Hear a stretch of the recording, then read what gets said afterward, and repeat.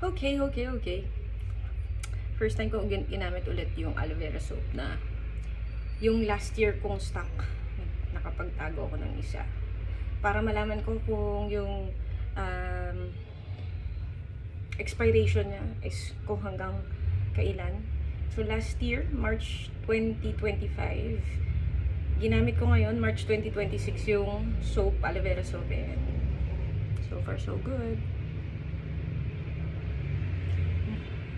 Nostalgic. Daming bumalik na memories nung after chemo. So ngayon, well,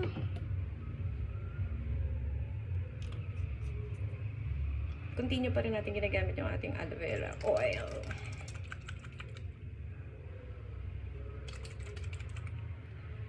Lalo na pag feel kong lumabas, ayusan yung damit, ayusan yung buhok ko.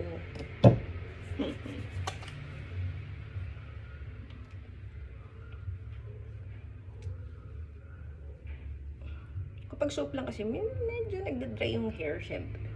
Pero sa skin kasi, yun yung nakakapagpakalma ng skin.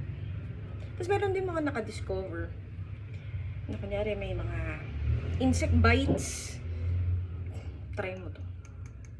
Hindi ko makapagsabi. Diba? Tsaka, meron akong ginamit. May video ko na may pain ako sa katawan. Tapos, pinahid ko siya.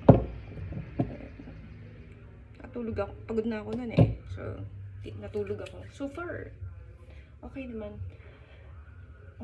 Speaking of pain, lagay tayo mamaya. Ano, kung saan ko siya nilalagay. Sensitive din tayo sa thyroid. Minsan dito. Thyroid. Lymphatic drainage. Siyempre, hindi. Siyempre, may, itong aloe vera natin, may kasamang coconut oil. So, siyempre, yung amoy niya, hindi, kapag lalabas ka ng bahay.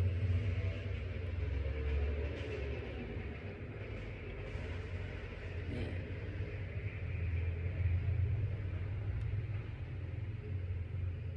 Diba? Wala na mga amoy sa akin, so, okay lang mag-amoy oil. Natural oil.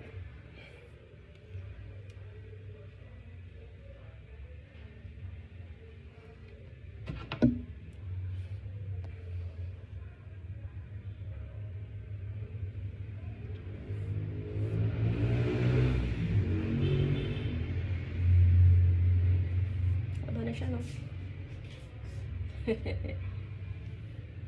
Mahabang kulot.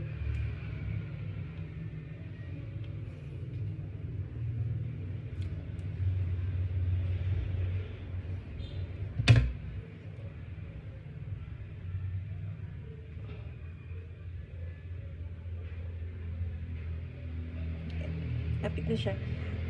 Matatali ko na rin siya. Eventually, unting ilang, siguro 1 month, 2 months pa. Yan. Para matali ko na siya susunod. Okay.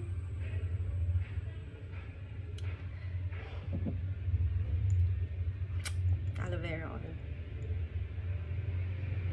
So, nagtatanong. Yan. Pag nalagyan mo na siya, naging wet look shiny and bouncy.